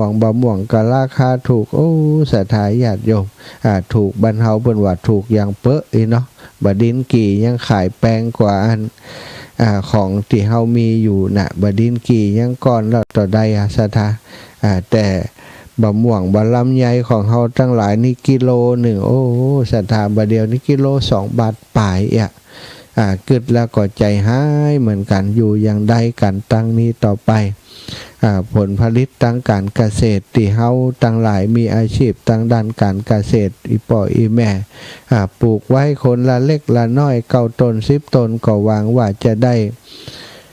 มาเป็นทุนเป็นฮอนทำบุญสุนทรทานได้กินได้ตานกระเปิ่นได้กินได้ใจจากของติดตัวเองปลูกแต่ว่าราคามันถูกอย่างอีนะขึ้นจ้างคนขึ้นก็บักกุ้มเขาแล้วจะเอาที่ไหนนะกลับมาเป็นกำไรบางพ่องบางคนใส่ปุ๋ยใส่ยาใส่น้ำต่างๆลงทุนไปเป็นหลักแสนแต่สิ่งที่ได้ตอบแทนมามันกลายเป็นไอ้อย่างไปเขาฟังข่าวไปหันสภาพที่ศรัทธาญาติโยมเผชิญอยู่นี่ก็มันกัดอกเนอะอีป่ออีแม่ตั้งหลายคนเฮาทำอย่างก็มีความหวังเนาะหวังว่าจะได้อย่างที่ตัวเองตั้งใจความจริงความขยันนี่บางทีนี่มันผลตอบแทนมันบ่ใจเสียกรรมนะขยันว่าจะได้มี ก็ทำเต็มที่แล้วแต่ราคามันอยู่ติดตลาดผลผลิตมันออกมาพร้อมกันมันก็เลยว่าตลาดเพิ่นก็กดราคาเพิ่นก็บ่ซื้อบ่ขายบ่หาสักกำเนี่ยบ่เดียวต้องไปง้อขายเพิ่นนะบ่ก่อนเพิ่นมาซื้อจูบ้านจูจองบ่เดียวนี้ไปง้อขายให้เพิ่นเพิ่นบ่เอาก็เอาไปทิ้งไปขวางไปตุมนี่คือสิ่งที่เกิดขึ้นในบ้านเมืองของเฮาในขณะนี้ปัญหาฮบราคาฟันปัญหาเศรษฐกิจตกต่ำสถาฟังแล้วบ่ฮู้ว่ามันจะโงหัวขึ้นได้เมื่อใดปัญหาอุทกภัยน้ำท่วมนี่ก็จะมาแหมลูกหนึ่งตั้งแต่วันที่5ถึงวันที่10นี่เฝ้าระวังแหมนะก็กลัวว่าจะไปตกหนักตั้งเมืองน่านแหมอีป่ออีแม่ตั้งหลายจะไปซ้ำเติมเปิ่นกันล่างเพียวล่างพัดทั่วบ้านทั่วเมืองน่านตอนนี้สถามีของเฟอร์นิเจอร์อะไรหมอนอะไรเนาะสลีตีนอนหมอนมุ้งตามข้างต่างกองไว้เป็นตีรถเทศบาลเก็บบัตรทันสถาต้องอาศัยการช่วยเหลือหน่วยงานต่างๆบอกว่าเป็นหน่วยทหารก็ไอยังก็ต้องไปช่วยกันนะเรื่องชายแดนก็ดีมีปัญหาต้องไปช่วยเรื่องของพี่น้องชาวบ้านก็ต้องช่วยหน่วยงานองค์กรต่างๆภาคประชาชนโดยเฉพาะพระสงฆ์องค์สังฆเจ้าบทบาทในการลงไปช่วยเหลือครั้งนี้ที่เมืองน่านนี่ส่วนใหญ่เป็นพระสงฆ์องค์สังฆเจ้าสถาในพื้นที่8จังหวัดภาคเหนือของเฮาที่ลงเข้าไปคือการช่วยเหลือพี่น้องผู้ประสบภัยอยู่ในคณะที่ผ่านมาองค์กรอื่นๆกว่าจะขยับตัวก็มันอย่างว่านะเศรษฐกิจเนาะแต่พระสงฆ์องค์สังฆเจ้าเฮาอย่างน้อยก็มีของในวัดในวาอยู่พ่องได้นำไปช่วยเหลือซับน้ำตาพี่น้องเจ้าเมืองน่านได้ก็ต้องขออนุโมทนากับครูบาอาจารย์ทุกรูปทุกองค์ในแต่ละพื้นที่แต่ละตีละแห่งติดลงพื้นที่ไปช่วยเหลือพี่น้องต่างเมืองน่านในคราวประสบอุทกภัยในรอบ100 ปีบ่เคยท่วมนักท่วมหนาอย่างนี้นะในรอบ100 ปีเนอะศรัทธาญาติโยมเฒ่าแก่บางคนอีแม่เกิดมาอายุพอ90ประสันอาจารย์90ปลาย96 97ก็มีบ่เคยหันน้ำนักอย่างอีกำเตือสูงสุดนี่9 เมตรนะเปิ่นจะวัดจากตรงใดบ่ฮู้เนอะ9 เมตรนี่นะอาจจะวัดจากต้องกลางน้ำมาเลยขึ้นมาถึงตั้งบนฝั่งนี่9 เมตรโอ้ศรัทธามันมิดกี่มิตรเนาะคนเฮาสูงประมาณ70-80เนี่ยบัดถึงไม่170ปลาย160 170เนี่ยบัดถึง2 เมตรท่วมเฮาไปกี่มิตรเนาะบางที่บางแห่งบ่เคยท่วมเลยถนนซุปเปอร์มันบ่เคยถึงและปีนี้ถึงถนนซุปเปอร์มันก็ถึงขนาดนั้นแล้วต่อไปตั้งหน้าก็ต้องเฝ้าระวังกันอาตมาคิดว่ามันคงจะบ่เป็นครั้งเดียวอย่างอีนะในเมื่อรอบ100 ปีมันบ่เคยมีแล้วมันมามีทีนี้ต่อไปแหมสถานการณ์อย่างอีต้องเป็นเรื่องที่ต้องมาถอดบทเรียนว่าจะแก้ไขกันอย่างใดจะป้องกันกันอย่างใดป้องกันนี่จะทำกันขนาดใหญ่อย่างใดมันตั้งแต่เริ่มมาจากต้นน้ำมาเลยสถานต้นน้ำที่มันมาจากน้ำน่านเราต้องศึกษาระบบนิเวศว่ามันเป็นอะไรอย่างไปตอนนี้มันเป็นภูเขาหัวโล้นติเฮาถึงแก้ไขบ่ได้แล้วกาถ้าแก้ไขตั้งบนบ่ได้ตั้งหลุมก็ทงเหมือนเดิมจะสร้างพนังกันน้ำต่อสุดน้ำเนี่ยมันจะสร้างอย่างใดสถายปล่อยแม่ตั้งหลายหรือว่าจะมีเขื่อนมีอย่างมารองรับคงจะเป็นเรื่องติดตั้งการฝ่ายบริหารต่างๆเนาะผังเมืองของจังหวัดน่านต้องมาอู้กันมาคุยกันบ่ใช่แค่ตีนน่านนะสถาตลอดลำน้ำน่านนี่เถอะนะอย่างอำเภอปัวอำเภอตาวังผานี่อำเภอทุ่งช้างนี่สถาหันแล้วสลดใจเลยนะความเสียหายครั้งนี้บ่ใจเล็กน้อยดีว่ามันมีข่าวที่เฮาบ่ให้ได้รับข่าวกันก็เพราะมันมีข่าวตั้งเรื่องการรบราฆ่าฟันกันมาเต็มพื้นที่ข่าวของสื่อต่างๆแม้กระทั่ง Facebook ไลฟ์อย่างต่างๆก็ไปสนใจกันตั้งข่าว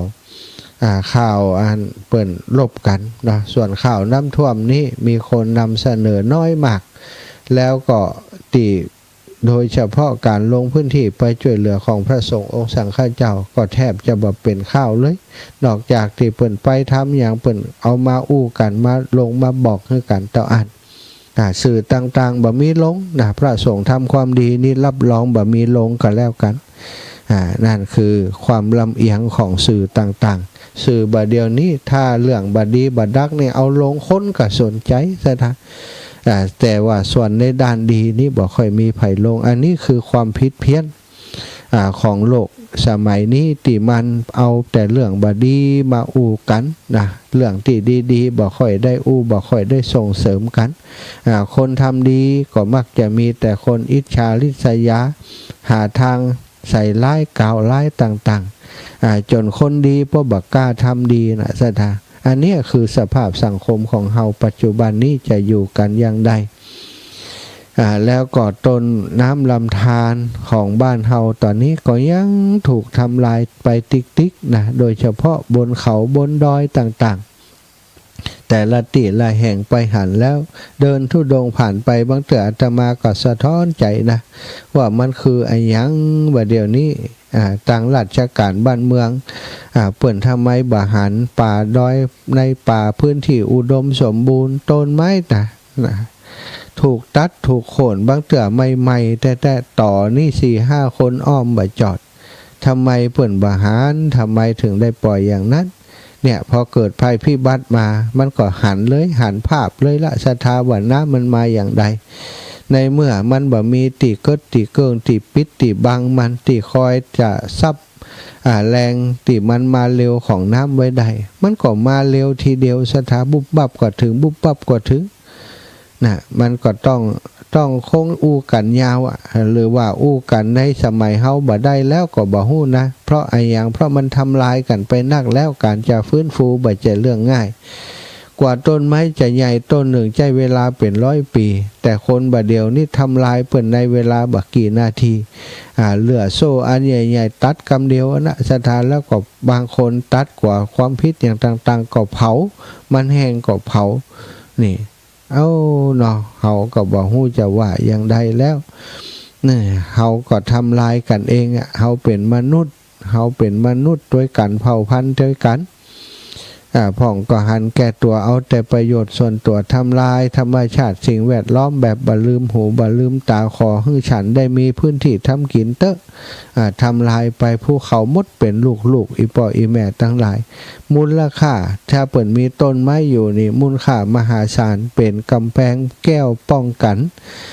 บ่ฮือน้ำป่ามันไหลมาเร็วสมัยก่อนเฮาบ่เคยได้ยินข่าวนักหนาขนาดนี้นะ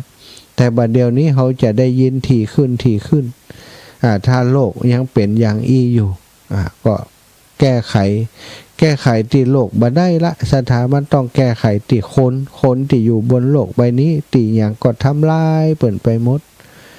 ทำลายสภาพอากาศทำลายน้ำท่าดินน้ำป่านี่ถูกทำลายทุกวันไปพอต้นไม้บนเขาบนดอยถ้าสถาบ่เจอก็ไปพอเอาเองไปพอภูเขาหัวล้นเตียวไปทางใดก็หันขับรถไปทางใดก็หันนะจากที่มีป่านี่แดดนี่ส่องบ่ถึงถนนด้วยซ้ำไปป่ามันปกบังอยู่บ่เดียวนี้ชุดเจ็นหูเจ็นตาถนนสายใดก็กลายเป็นเขาหัวล้นไปหมดนี่อาตมาไปหันแล้วมันรู้สึกหลายๆสิ่งหลายๆอย่างนะสถาเคยทำงานด้านสิ่งแวดล้อมมาเคยปลูกป่าเคยทำฝายชะลอน้ำแต่พอมาหันเปิ่นปล่อยให้ทำลายกันอย่างนี้มันก็หมดกำลังใจเหมือนกันคนที่ตัดก็ตัดไปคนที่ปลูกกว่าจะใหญ่ได้ดูแลจะใหญ่ได้มันไม่ใช่ปี2 ปีเป็น20-30 ปีไอ้ที่ทำลายก็ป่ามดเป็นหม่อนมดหัวมดมากงมากังไม้กระดึงทำไมคนที่ดูแลป้องกันบ่หันหรือว่าอำนวยการเป็นที่เรียบร้อยไปแล้วก็เป็นได้เนี่ยคือสิ่งที่คนไทยเขาต้องมาทบทวนนะสถาแต่ก็ยังว่านะทบทวนอย่างอาจารย์ทบทวนได้ใจเนี่ยอย่างใดเนี่ยคือสิ่งสำคัญ ทบทวนแล้วมันได้เนี่ยอย่างมันก็เกิดประโยชน์แต่เดี๋ยวนี้มาพอแล้วมันคงจะเนี่ยอย่างบ่ได้เพราะนายทุนใหญ่ที่เปิ่นส่งเสริมคือทำพืชเชิงเดียวส่งเปิ่นมันก็ส่งเสริมนะส่งเสริมคือกู้ให้มันกันก็หมู่ที่ไปทำลายป่านี่ทำลายป่าทาที่อันมาทำที่ทำกินปลูกข้าวโพดเต็มดอยไปหมดซะจ้ะข้าวโพดมันจ่วยอย่างได้เวลาฝนตกน้ำท่วมมามันก็ป้องกันเฮื่มได้มันก็ไหลลงไปนะทำลายหน้าดินพร้อมดินปางดินโยดเนี่ยบางทีนึกถึงเรื่องนี้ก็ตึงไม่อยากไปจ่วยนะคนที่เขาทำลายเนี่ยแต่นะถ้าเกิดขึ้นเหตุการณ์นี้ตึงใครไปจ่วยเพราะอะไรยังเพราะกลุ่มที่เขาทำลายเนี่ยจ่วยเขาไปเขาจะมีพ่อคุณอย่างกับเขามีแต่ทำลายเนี่ยมีต่อชีวิตคือเขาก็ต่อชีวิตเพื่อจะทำลายสิ่งแวดล้อมต่อไปพระพุทธองค์พระพุทธเจ้าบอกคือพระสงฆ์ทั้งหลายเธอทั้งหลายจงตัดป่าแต่อย่าตัดต้นไม้จึงอยู่ในป่าอย่าทำลายต้นไม้ตัดป่าในสถานป่าในที่นี้ก็คือป่าคือกิเลสนะอย่าทำลายต้นไม้ก็คือต้นไม้ที่มันเป็นหื้อหล่มหื้อเงาหื้อที่อยู่ที่อาศัยแก่ภิกษุสงฆ์ที่เปิ่นปฏิบัติอยู่ในป่าเป็นวัดทั้งหลายคนมาเข้าใจเปิ่นบอกคือตัดป่านะอย่างเป็นป่าเป็นไม้ตัดเปิ่นบอกคือตัดต้นไม้คือทำลายป่าคือกิเลสตัณหาในตัวเฮานี่เองสถาญาติโยมเนาะช่วยกันประคับประคองกันลูกหลานเฮาตั้งหน้าจะได้อยู่กันได้ว่าเดี๋ยวนี้ลูกหลานตั้งหน้าจะอยู่ยากแล้วถ้าเฮาปล่อยกันอย่างอีต่อไปปล่อยให้ตัดไม้ปล่อยให้ทำลายป่าปล่อยให้กิเลสตัณหามันครอบงำอยากจะมีติมีตังนักไหล4-5ไหลบ่พอทำกินต้อง100ไหล200ไหลเอามาจากไหนนะทำลายป่าเพื่อจะเอามาเป็นติทำกินแล้วผลกระทบเนี่ยไผจะมาแก้ไขไผจะมาเยียวยาเอาไอ้อย่างมาเยียวยากันนักหนาท่วมทั้งเมืองเสียหายกันเท่าใดกี่พันล้านสันทะติได้มันกี่ล้านกี่บาทนะแต่ว่าติทำลายไปนั้นน่ะมันเป็นความเสียหายตีนักหนาความเดือดร้อนของศรัทธาประชาชนตั้งหลายคนตั้งหลายที่เป็นอยู่ในเวียงเดือดร้อนนะเดือดร้อนมากมายแต่คนติดตัดป่าทำลายป่าก่อนนั่งอยู่ตั้งบนรับสตังอยู่ว่ากันไปเถอะเนาะศรัทธาญาติโยมก็ปาลบไปปาลบมาก็คือตั้งในใจก็ไม่เอาเหมือนกันเนอะ มันหูติมาติไปศรัทธาเอาเรื่องสบายผ่อนคลายครั้งเมื่อเป็นเรื่องของพระเจ้า500จัดนะครั้งก่อนโน้นนะเมื่อนานแล้วกามีพวกช่างไม้ 1,000 ตระกูลปากันลงเรือหนีพวกเจ้านี่ติดนี่หนักเต็มที่กันเนาะเจ้านี่หนักนะสมัยก่อนก็ติดนี่เนาะนี่พวกเจ้านี่ไปถึงเกาะในทะเลแห่งหนึ่งซึ่งเป็นเกาะบริบูรณ์โดยผลหมากหลากไม้ต่างๆเป็นต้นว่าข้าวสาลีกล้วยอ้อยบะม่วงลูกว่าขนุนต้นตาลมะพร้าวไปปลูกไว้นะเมื่อไปถึงเกาะนั้นก็ได้ให้คนที่แข็งแรงขึ้นไปตรวจดูก่อนพวกนั้นก็ไปตรวจดูพื้นที่บนเกาะนั่นตรงนู่นตรงนี้ตรงนั่นก็ไปปะใส่บุรุษคนหนึ่งที่เรือสำเภาแตกแล้วก็ว่ายน้ำมาอยู่ติเกาะนี้ได้เขาไปอาศัยอยู่ในเกาะนั้นอยู่คนเดียวศรัทธาหลอดมาคนเดียวบุรุษนั้นบ่มีผ้าหนุ่งห่มมีหนวดเขาลุงลังเมื่อคนเหล่านั้นซักถามก็รู้ความจริงรู้ความจริงว่ามาเรือมันแตกอับปางก็ได้สนทนาอู้จ่าไทยถามกันก็บอกว่าโอ้หมู่ผมเขานี่ว่าจะมาขออาศัยอยู่เกาะล้างแห่งนี้นะเกาะล้างมีคนอยู่คนเดียวเนาะ จะมาขึ้นมาอยู่บนเกาะนี้ตัวบุรุษเปื่อยนั้นก็บอกว่าได้บ่เป็นหยังขึ้นมาเถอะบ่ใช่เกาะของเฮาบ่ได้สัมปทาน ขึ้นมาอยู่ใดนะแต่ว่าเกาะนี้มีเทวดาอาศัยอยู่จำนวนมากเพราะมีต้นไม้ใหญ่ๆมีเทวาอารักษ์ปกปักรักษาอยู่เทวดาที่นี่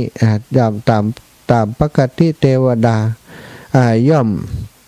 ชอบที่สะอาดบ่ชอบที่สกปรกชอบของสะอาดบ่ชอบของโสโครกเหมือนแมลงผึ้งชอบดอกไม้ที่หอมที่สะอาดบ่ชอบมูดชอบคูดชอบไออย่างที่มันสกปรกเหม็นนะแมลงผึ้งชอบของหอมแมลงวันตอมของเหม็นหุ้มของเหม็นนี่เทวดาเกลียดของโสโครกเนอะเทวดาที่นี่ชอบของสะอาดท่านทั้งหลายเวลาจะถ่ายอุจจาระปัสสาวะก็จงทำหลุมขุดหลุมเอาทรายกรบเห็นเนอะจะไปให้มันสกปรกเกาะนี้มันก็บอกกว้างต่อใดถ้ารักษาให้ดีเทวดาเพิ่นก็ยินดีเนี่ยสาธาแต่ว่าคนถึงปันคนน่ะเนาะปันคนปันตระกูลเนี่ยขึ้นไป ก็ปากันไปจับจองอาศัยอยู่ในที่ตนเองชอบช่างไม้นั้นมีหัวหน้าอยู่2 คนหัวหน้าช่างไม้ก็เท่ากับว่าคนหนึ่งก็มีบริวารส่วนหนึ่งคนหนึ่งก็มีบริวารส่วนหนึ่งคนหนึ่งช่างไม้คนหนึ่งเป็นคนนิสัยอันธพาลนิสัยเป็นคนพาลก็คนมีปัญญาตีมืดบอดชะเอกมาเล็กเกเรบ่ค่อยเชื่อฟังหยังซะท่าคนพาลนี้หัวหน้าคนพาลไปอยู่ตีไม้โอ้น้ำถ่าบริบูรณ์ผลหมากหลากไม้อย่างมีบริบูรณ์บ่เดือดร้อนก็ม่วนนั้นสันเล่ากันบ่เฮ้ยกำนี้สบายละหมู่เฮามาอยู่บนเกาะนี้นะก็ได้ทำเหล้ากันทำเหล้าต้มเหล้าหุงเหล้าต้มเหล้ากันกินเนี่ยคนพาลมันไปหาเนี่ยแต่ต่างเรื่องตะเอียต้มเหล้ากินไปไล่ยิงนกตกป่ามาเอามากินมาเลี้ยงมาสังสรรค์กันแต่ถ้าเวลากินเลี้ยงแล้วก็ทิ้งของสกปรกเหลี่ยลาดไปหมดสถาจากเกาะนั้นเป็นเกาะที่สะอาดพอหมู่นี้ขึ้นไปอยู่รบโททิ้งของเกลือดกาดเหลี่ยลาดไปหมดบอกก็บ่ฟังคนที่ฮักความสะอาดมาบอกก็บ่ฟังเรื่องของกูเกาะนี้มึงเป็นของมึงกะมึงสัมปทานกะทุกคนมีสิทธิ์ระวังเทวดานะเอาขึ้นมาอยู่ที่แรกนี่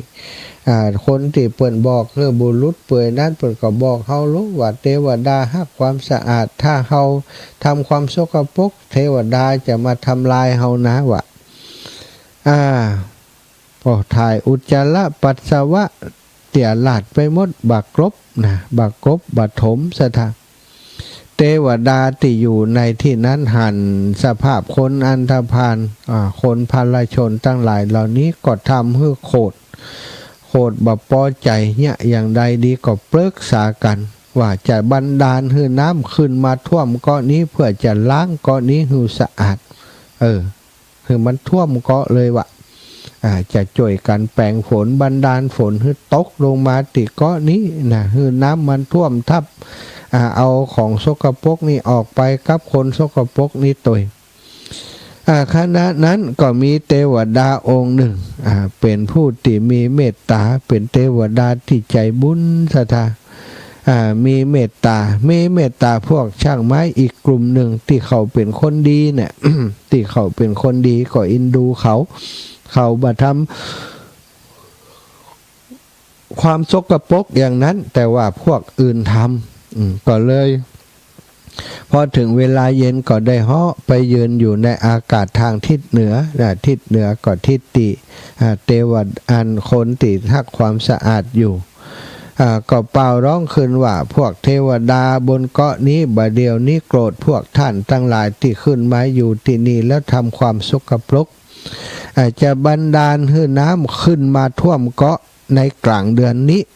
บัดเดียวนี้ก็ต้นเดือนกลางเดือนก็วันที่15 ในเรื่องนะ พวกท่านจงรีบปากันไปจากเกาะนี้เสียเตอะ ว่าแล้วก็หายแวบไปสถาน อยู่มาแหมน้อยก็มีเทวดาแหมตนหนึ่งจึงเป็นเทวดาใจบาปนะก็ได้มายืนเป่าประกาศเป่าร้องเหมือนกันนะอยู่ทางทิศใต้ว่าพวกท่านอย่าเชื่อเทวดาองค์ก่อนเลยจงพากันอยู่ไปตามสบายเถอะนะกินอยู่ไปสกปรกต่อไปเถอะบ่ต้องห่วงไม่เป็นไรวะ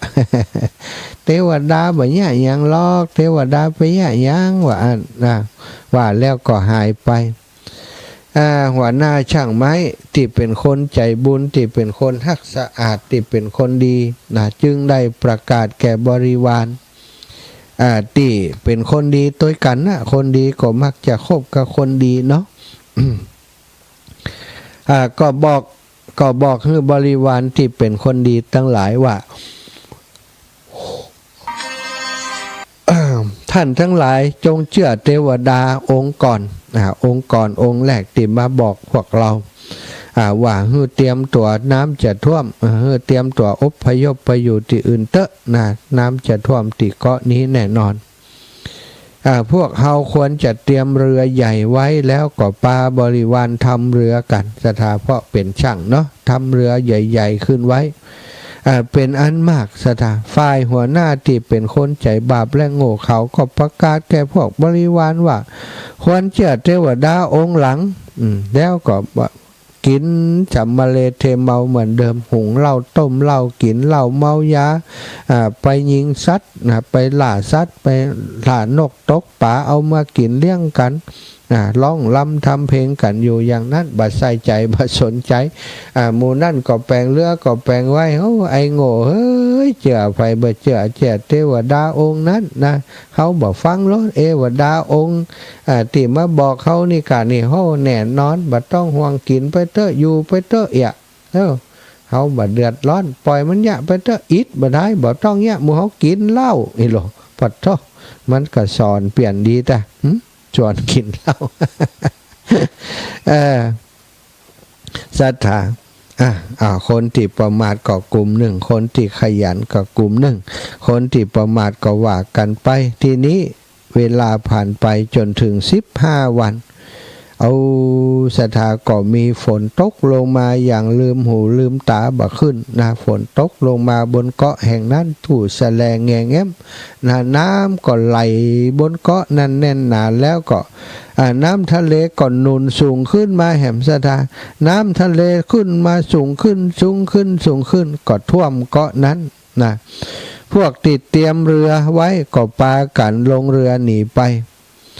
พวกที่บ่ได้เตรียมเรือศรัทธามัวแต่กินเหล้าเมายากันอยู่เป็นห่วงหม้อต้มเหล้าไปกับหม้อต้มเหล้าไว้กว่าหม้อต้มเหล้าไหลศรัทธา ปากันจมน้ำตายอีปอยอีแม่นี่คนเฮาคนประมาทคนที่สกปรกคนที่จิตใจมันบ่ดีคนที่บ่มีปัญญาเป็นคนพาลเปิ้นบอกเปิ้นสอนเปิ้นยังบ่เอากรรมบ่เอาใจใส่มัวแต่ตัดไม้ทำลายป่าทิกๆศรัทธาญาติโยมสุดท้ายทำให้บ้านเมืองเสียหายทำให้บ้านเมืองเดือดร้อนตัวเขาก็จะเดือดร้อนไปโดยคนพวกนี้มาจากสุดท้ายหัวหน้าติโง่นั้นได้เกิดมาเป็นไผ่ศรัทธาก็มาเป็นกู่รักกู่แค้นกับพระพุทธองค์ของเฮาท่านเทวทัตนั่นเองเทวดาที่ยืนอยู่ทางทิศใต้นั้นได้เกิดมาเป็นพระโกกาลิกะเปื่อนของพระเทวทัตเทวดาที่มาอยู่ทางทิศเหนือก็คือท่านสารีบุตรหัวหน้าช่างไม้ที่ฉลาดได้เกิดมาเป็นพระพุทธเจ้าเรื่องนี้มีมาในสมุททวานิชาดกทวาทสนิบาตเรื่องนี้ก็ชี้ให้เราทั้งหลายหันว่าการเตรียมตัวไว้เพื่อสิ่งที่จะเกิดขึ้นในอนาคตจะมีบ่หัวแต่ว่าถ้าเราดูเหตุการณ์อย่างต่างๆว่ามันถ้ามันเกิดขึ้นเราจะอยู่อย่างใดจะเนี่ยอย่างใดถ้าเราอยู่ในพื้นที่ต่ำเนาะก็อย่างเรื่องเนี้ยในเกาะนี้ก็อย่าไปประมาทแม้จะอยู่บนเกาะ ถ้าน้ำท่วมมาจะเนี่ยอย่างใดก็หาทางป้องกันไว้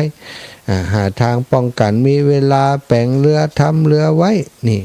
เวลาถึงน้ำท่วมมาเปิดเอาตัวรอดได้เนาะหลายๆคนนะโอ้ถ้าอูถึงเรือนี่บ้านเฮามันจะมีน้ำมีท่าอย่างแปลงมันอย่างอาจารย์ พอตาน้ำท่วมมาก็เนาะเนี่ยช่วยเหลือตัวเองได้ไปไหนก็บ่ได้นะบางคนติดอยู่บนบ้านชั้นหนึ่งก็ท่วมชั้นสองก็ท่วมหลังคาเพื่อจะมิดหนังจอกปอกอยู่บนหลังคาอันนี้ก็คือสิ่งที่ต้องเตรียมตัวละโลกยุคใหม่โลกในสมัยใหม่นี่สถานเรืออาจจะบัดเป็นสิ่งจำเป็นเวลามันมีน้ำแต่ว่าเวลามีน้ำนี่เรือนี่ก็มีค่าเนาะถ้าเกิดปัญหายังขึ้นก็ยังช่วยเหลือชีวิตของเฮาได้ลดลานี่การหลายแสนหลายล้านซื้อมาไว้กันเรือที่พอจะช่วยชีวิตยามประสบภัยนี่หลายคนน้ำท่วมซ้ำซากแต่บ่เคยซื้อสิ่งเหล่านี้ไว้ก็ควรจะเตรียมการไว้เก็บไว้หาไว้ซื้อไว้เหี่ยพ่องเรือพลาสติกก็ยังดีถ้ามีตังแหมน้อยเรือเป็นไม้ครับเป็นอย่างที่มันแข็งแรงขึ้นมาเป็นเล็กเป็นไม้อย่างนี้ก็ซื้อไว้ก็จะเป็นการดีช่วงที่มีน้ำก็เอาย่างหิ้งไว้นี่ถึงจะมันบ่เกิดเลยแต่ถ้าเขาเตรียมตัวไว้ก็ยังได้ป้องกันตัวและก็ทรัพย์สินของเขาได้เนาะก็ฝากกำลังใจไปให้พี่น้องต่างเมืองน่านอยู่เนอะขอบคุณญาติโยมที่ให้หอมเรื่องธรรมะมาเนาะแม่ละไมนางสาวทัศนีใจปัญญาพร้อมครอบครัว500 บาทจากบัวข้างสันกำแพงแม่พวงทองมหาวงพร้อมกับลูกหลาน 1,000 บาทแม่อัมพรแสบู300 บาทแม่จันศรีสุขา500 บาทแม่บัวลอยสายเขียว500 บาทแม่ทองสุกและกันท่า300 บาทแม่บุญเทียมใจแก้วแม่บุญเทียมใจแก้วนะนี่แดงก่อนจ้ะใจแก้วได้เลยเนาะ100 บาทแม่บัวขาวสลังกาพร100 บาทแม่นีลาลัดอินตายศ100 บาทแม่เพนณลำพูน100 บาทแม่วันดีเครือคำรอ100 บาทแม่ทองเครือชัยคันธาพร้อมลูกหลาน500 บาทช่วยเหลือน้ำท่วมแห่ม300 บาทสุภัตตาคำปาแล้ว300 บาทน้ำท่วม200 บาทส่วนตัว100 บาทแม่บัวขี้ทะโปเนาะแม่ถนอมน้ำวงแม่บัวลอยปวงเทพแม่บัวเร็วชัยอุดคนละ100 บาทเป็น400 บาทแม่จินดาสายสุภาบันป่าจ้ำ100 บาทบาทจ้ำนะแม่จันสมเส้นทองหลาน100 บาทแม่ย่าเรียบวางสมบัติ200 บาทแม่อัมพรบุญหมื่น300 บาทน้องสมจิตทวิจิต200 บาทแม่นิตยาจินดาปลูก300 บาทช่วยน้ำท่วม200 บาทแม่เบาะธนวงศ์200 บาทแม่บัวเย็นจันทบ500 บาทแม่เกียงคำสิริวงศ์200 บาทแม่จันนวลแก้วร่วมวง100 บาทแม่บัวไข่กิ่งกั้มนะหอมธรรมาศมาแหม100 บาทแม่คิมศีลแก้ว100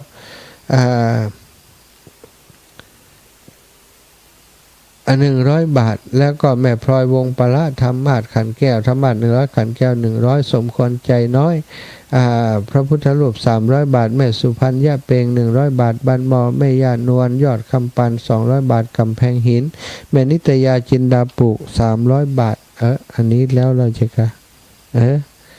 มีแหมตีนี่แม่สีเลยทาปิน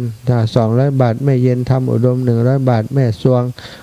ชมพูกุล100 บาทแม่ทิพย์กาพังพร้อมลูกหลาน100 บาทแม่แก้วมุนปัญญาเครือ100 บาทแม่กิ่งแก้วมณีเนตร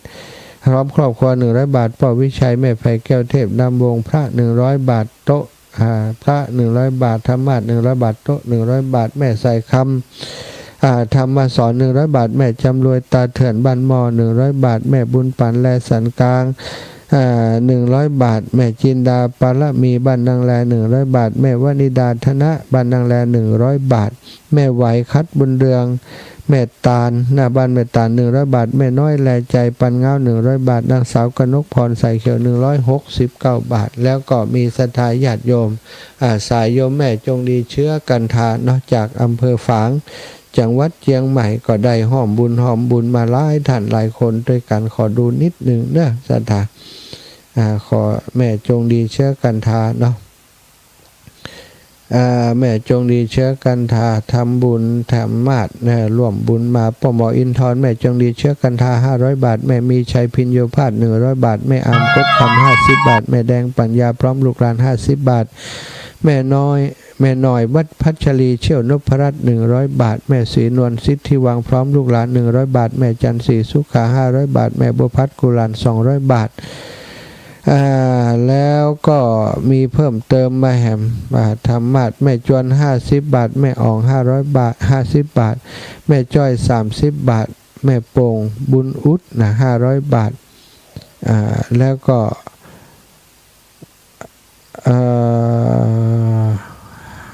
แล้วโยมแม่จะโอนมาวันที่22อีกแล้วแม่จวนแม่อ่องแม่จอยเรียบร้อยเนาะแม่อัมพันธ์อินทวงศ์แห่ม50 บาทตอนนี้ยอดที่โยมแม่จงดี 2,280 บาทอนุโมทนาบุญกับโยมแม่ในคน10คนซาว30 50ได้โมดสถาได้ร่วมบุญด้วยกันเอาละเปิดสายเนอะ0808844173 0808844173ส่วนไผจะเป็นเจ้าภาพกันเทศเผยแผ่พระพุทธศาสนาของวัดบรรพตสถิตก็เจริญปอนได้เนอะถวายความเคารพตุลุงไปบิณฑบาตแล้วกาฟังรายการธรรมะดีเนาะอ๋อครับขอบคุณครับได้สตังค์ลูกเดียวครับผมเลย78 นาทีอาจารย์ครับผมถวายความเคารพครับตุลุงกฤษพุทธอุทยานเจียงดาวเนอะพุทธอุทยานเจียงดาวเจียงใหม่เนาะเคยเดินทุดงผ่านไปปะตุลุงบินทบาทอยู่ตอนนั้นไปปะกันติปาจ้าตุลุงก็ติดตามรายการมาตลอดอันนี้จากตั้งใดที่ไหนตั้งใดจะเลินปอนนมัสการครับ แฟนพันธุ์แท้ตื่นเจ้าโลตื่นเจ้าดีแล้วมารับมานอนแล้วเนาะเท่าแล้วมันต้องรับฮะโอ้ข้าวโพดนี่ผมมักขนาดเลยมักเนาะมักขนาดกินไปมักก็กิน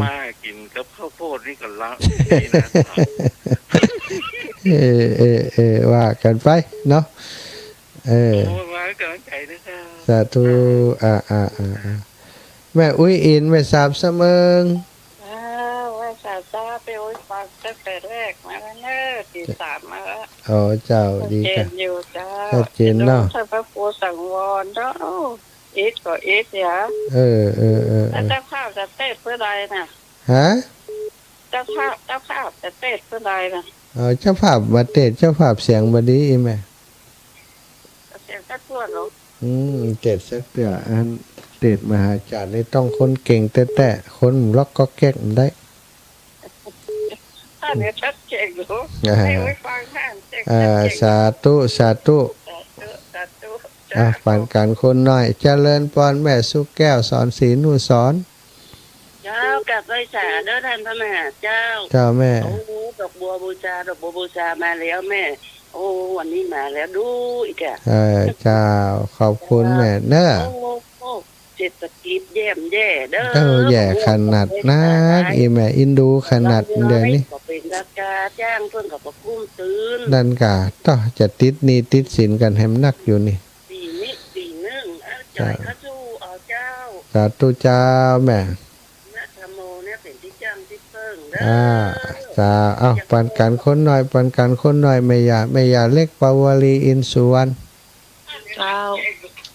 ท่านที่หนแล้วเฮาไปตานน้ำบ่อสาวาเฮาบ่มีเก้าอี้เขียงเจ้าแม่แม่หอมไป500ก็แล้วกันเจ้าได้เลยอยากมาบิณฑบาตขอมาแวะเนาะถ้าแม่จะนักหนองกำเจ้ามีของหลายวันที่24นี่มาได้อยู่ใกล้อ่ะวันที่24ได้เจ้า24เฉยๆนี่กะไปอย่างแม่ก็จะไปวันที่28ถึงเดือนกันยาเพิ่นก็เจ้าแหละเจ้าแล้วก็แม่จะนิมนต์ท่านพระมาทำตักบาตรที่บ้านพ่อนไม่ได้บ่ฮู้เนาะเฮาไปนัดกันนำกันมาแวะเอาของที่บ้านเจ้าถ้าจะสักวันอาทิตย์หมู่อย่างวันอาทิตย์นี่เนาะที่หน้าหนาไปที่นี่นะที่นี่วันแล้วใช่เจ้าสาธุค่ะเจริญปอนสาวเมืองฝางรับปิงเดี๋ยวปิดหนีละจ สาธุเจ้าแม่ฟังทุกลูกอยู่แล้วฟังตั้งแต่แรก เจ้า มาแล้วเจ้าสาธุ สาธุหัวหน้าหัวโปมาแล้วเนาะหัวโปมาแล้วสบายใจแล้วเอ้าสถานติ457พี่น้องเมืองน่านสถานีดีได้ยังบ่ฮู้ เจริญพรเชียงใหม่แม่โยมแม่ ค่ะไว้สาเจ้าใกล้เมื่อเนอแม่จะโอนตังให้นะ เจ้าแม่ได้เลย ช่วงนี้ก็เก็บเพียงเจ้า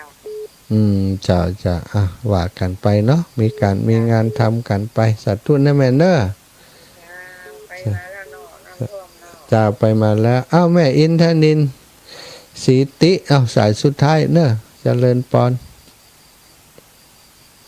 แม่อินทนินนับ1 2 สา 3 ธุกับนมัสการให้สาเจ้าท่าน เจ้า โอ้ยแม่วันนี้ ภาษานี้เลยมันได้ไปวัดไปว่ากับเปิ้นน่ะ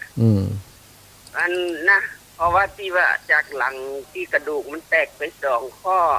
กำลังจะวัดเดียวได้เป็นต้นแขนหักแขนขวาหักไปแฮม ดูแลตัวเอง หมอนัดที่ไปกวดแขน ดูแลตัวเองเนอะเวลาหมดได้โยมแม่ปั่นป้อนฮือครับโยมแม่กับศรัทธาทุกคนเนอะติดตามรับฟังรายการอยู่ดีมีสุขอายุมันขวัญยืนกันทุกคนทุกท่านจัตตารโอธรรมาวัฏันติอายุวันโนสุขังพระลา